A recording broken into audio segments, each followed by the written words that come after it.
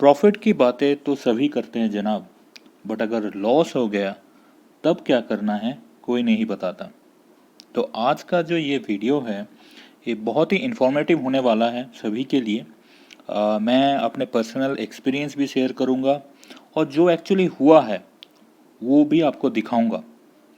तो ये वीडियो को अंत तक देखिए, अच्छे से समझिए। और अगर आपने अभी तक ये चैनल सब्सक्राइब नहीं किया है तो प्लीज़ वो सब्सक्राइब बटन दबा दीजिए और बेल बटन भी प्रेस कर दीजिए। इतना तो आप इस भाई के लिए कर ही सकते हैं। वीडियो डिटेल में शुरू करने से पहले मैं दो स्क्रीनशॉट शेयर करता हूँ। एक में पोर्टफोलियो 16% डाउन है और एक में ऑलमोस्ट 2.5-3 लाख का लॉस दिख रहा है। तो ये देख के आपको क्या लगेगा, अरे यार ये मार्केट हमारे लिए नहीं है, ये सब बड़े बड़े डीप पॉकेट जो रहते हैं उनके लिए है। जिन लोग के पास क्वांट्स की टीम रहते हैं, जिन लोग के पास टर्मिनल्स रहते हैं, वो लोग ही बस पैसा बनाते हैं, बाकी हम लोगों के लिए तो कुछ भी नहीं है। तो ये मार्केट तो भाई छोड़ ही देना चाहिए, पूरा गैम्बलिंग है। और ये होता भी है।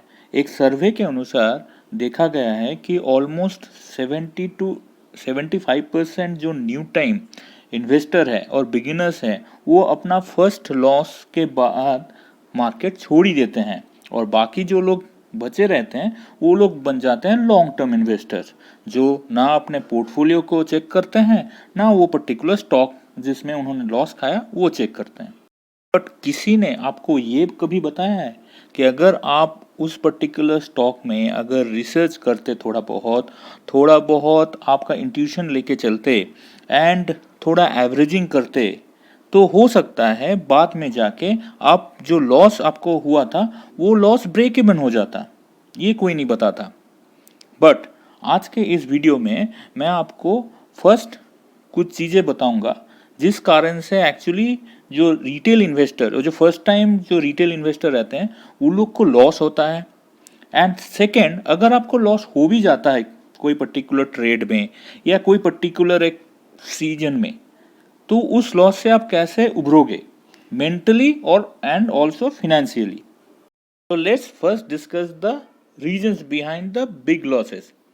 पहला रीजन, हम लोग जब इनिशियली ट्रेडिंग बोलिए या इन्वेस्टमेंट करना शुरू करते हैं तो we went with the flow, मतलब मार्केट में जो चल रहा है बस उसमें पैसा लगा दो।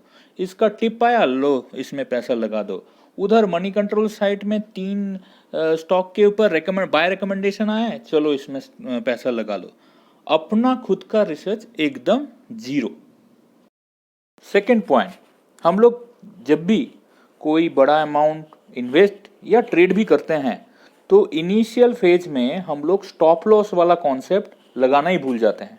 Trailing stop loss, progressive stop loss से आपका जो लॉस है वो बहुत मिनिमाइज कर सकते हैं, बट वो कॉन्सेप्ट ना कोई किसी को बोलता है और इनिशियली हम लोग वो यूज भी नहीं करते। Third and most important point, हम लोग स्टॉक में एंट्री तो ले लेते हैं बट जब एग्जिट का टाइम आता है तब हमको लगता है अरे यार ये स्टॉक ने लास्ट कुछ महीनों में मुझे इतना रिटर्न दिया है, हो सकता है कि ये और भी ज़्यादा रिटर्न दे, और हम लोग उसको बस रिटर्न के हिसाब से ही देखते हैं। वो कंपनी में एक्चुअली कुछ वैल्यू है या नहीं, कंपनी में कुछ चेंजेस हुए या नहीं, या कंपनी में जो फंडामेंटल रीजंस थे इन्वेस्टमेंट के वो सब चले गए हैं अभी भी है, वो हम लोग देखते ही नहीं है। और we keep on investing on that same particular stock and keep on losing money. चलो ये तो गए वो 3 रीजन जिस कारण से मोस्टली हम लोग लॉसेस फेस करते हैं। बट ऐसा भी हो सकता है कि आपने सब कुछ एकदम ठीक से फॉलो किया, रिसर्च किया, सब कुछ किया, बट उसके बाद भी एक टर्न ऑफ द इवेंट आया जिसमें आप एंटिसिपेट नहीं कर रहे थे एंड आपको लॉस हो गया। अगर आपको लॉस हो जाता है तो फिनेंशियली एंड मेंटली उस पर्टिकुलर इवेंट से और उस पर्टिकुलर लॉस जो हुआ है उससे कैसे आप उभरोगे, तो उसके लिए 3 पॉइंट बहुत ज़रूरी है। फर्स्ट पॉइंट, अगर आपको लग रहा है कि जिस पर्टिकुलर स्टॉक में आपने इन्वेस्ट किया है उसमें फंडामेंटल रीजन पूरे चेंज हो गए हैं तो उस स्टॉक से लॉस बुक कर लेना ही सबसे ठीक बात है। अगर आपको लगता है कि नहीं ये स्टॉक में अभी भी दम है, इसका मैनेजमेंट का ट्रैक रिकॉर्ड बहुत बढ़िया है, तब आप उस स्टॉक में एवरेज कीजिए। बट एवरेज ऐसे तरीके से कीजिए कि जो एवरेज प्राइस है वो आपका इनिशियल जो प्राइस था इन्वेस्टमेंट से उससे एटलीस्ट 25% नीचे हो। सो इन केस अगर वो स्टॉक में फिर से बाउंस होता है तो आप एक अच्छे प्रॉफिट बना के निकल सकते हो। थर्ड जो पॉइंट है वो आपके मन के शांति के लिए और फिनेंशियल के लिए भी बहुत बढ़िया है।